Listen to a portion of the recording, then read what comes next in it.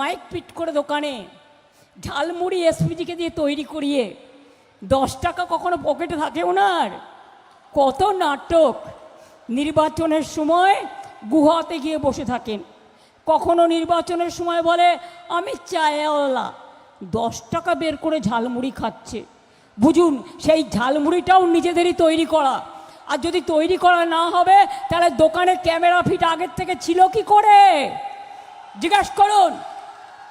সব নাটক মানুষ বোঝে না, যেখানে মিটিং করে রেলে করে লোক নিয়ে আসে। এবারে নির্বাচনে বিজেপিকে হারিয়ে আমি দিল্লিতে বিজেপিকে হারাতে চাই। দেখেছেন পরশুদিন হারিয়ে দিয়েছি লোকসভায়। আমরা কি করে হারালাম? মহিলা বিল নয়, মহিলা বিল পাস হয়ে গেছে 2023 সালের 25শে সেপ্টেম্বর। মহিলাদের জন্য নোটিফিকেশন করেনি, সামনে রেখেছে মহিলা, পেছনে ছিল ময়লা। ডিলিমিটেশন করার নামে বাংলা ভাগ করা, দেশ ভাগ করা আর এনআরসি করা। অত বোকা আমরা বুঝি ধর্মের কল বাতাসে নড়ে। এবার হেরেছ, তোমাদের পতন শুরু হয়ে গেছে, অহংকারের পতন, ঔদ্ধত্যের পতন। আর আজকে যারা বিজেপির কথায় চলছে, আমি পরিষ্কার বলে দিই, আগামী দিন যেখানেই থাকো খুঁজে বের করব, আর নারকেলের নাড়ু তো খাও। বাইরে থেকে লোক নিয়ে এসে মিছিল মিটিং করে, কোনো একটা এজেন্ট দেওয়ার ক্ষমতা নেই। বাইরের এজেন্সিকে দিয়ে আর ভাবছে প্রশাসনকে চাপ দিয়ে। এখন যেহেতু ইলেকশন, মনে রাখবেন আগামী 3 সপ্তাহ বাদে তৃণমূল কংগ্রেস সরকারই আসছে এবং তারাই আসবে। কোনো রকম ইভিএম মেশিন যাতে লুট করতে না পারে, পোলিং স্টেশন থেকে শুরু করে একদম পৌঁছে দেওয়া পর্যন্ত সেন্ট্রাল ফোর্সকে দায়িত্ব দেওয়া হয়েছে আপনাদের পোলিং ইভিএম মেশিন লুট করবার। আমাদের কাছে খবর আসছে কাউন্টিং মেশিনে যারা ভোট গুনতে যাবেন, ধরুন আপনি 100 পেলেন, ওখানে কম্পিউটারে তুলবে 5। দেখে নেবেন যতক্ষণ কম্পিউটারে পুরো ভোটটা না তুলবে কেউ হাল ছাড়বেন না, লড়ে যাবেন। ইলেকশনের আগে অনেককে অ্যারেস্ট করার পরিকল্পনা করেছে, লিস্ট আমি পেয়ে গেছি।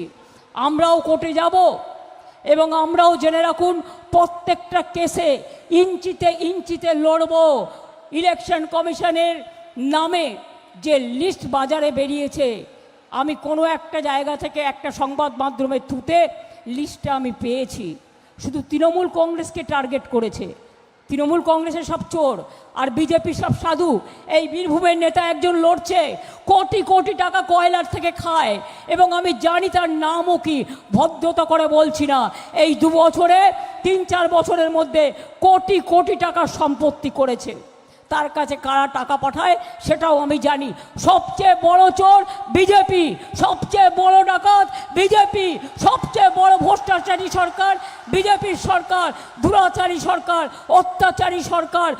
লোকসভায় বিজেপিকে আমরা পরাস্ত করেছি। এবারেও মনে রাখবেন এই 26-এই বাংলা জিতে দিল্লি থেকে বিজেপিকে হাঁটাবো। এটা আমাদের অঙ্গীকার, এটা আমাদের শপথ, এটা আমাদের প্রতিশ্রুতি। আমরা বলি না করব, মোদিবাবু মিথ্যে কথা বলেন, আমরা বলি না। আমরা যেটা করবার সেটা আমরা করি।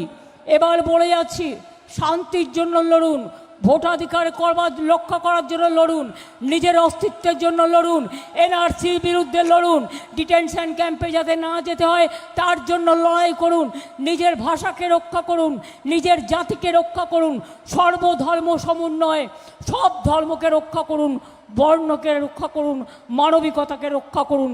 মনে রাখবেন তৃণমূল কংগ্রেস সরকার থাকলে আপনাদের নিরাপত্তা সবার সুনিশ্চিত থাকবে। এবারের ইলেকশনটা একটু গুরুত্বভাবে দেখুন। এখানে আমি শুনেছি কেউ কেউ টাকা নিয়ে বিজেপির কাছ থেকে ইন্ডিপেন্ডেন্ট দাঁড়িয়েছে।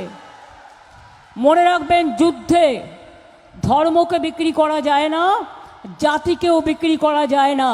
কেউ তার নিজের পকেটে টাকা নেবে বলে পার্টিকে বিক্রি করবে, ধর্মকে বিক্রি করবে, জাতিকে বিক্রি করবে। নির্দলের কোনো জাত নেই, যার কোনো দল নেই, সেটা হচ্ছে নির্দল। আমার ওখানেও মালদা মুর্শিদাবাদ থেকে লড়তে পাঠিয়েছে এই গদ্দাররা। যারা কমিউনিটির সাথে বিক্রি করে তাদের কোনো দিনও ক্ষমা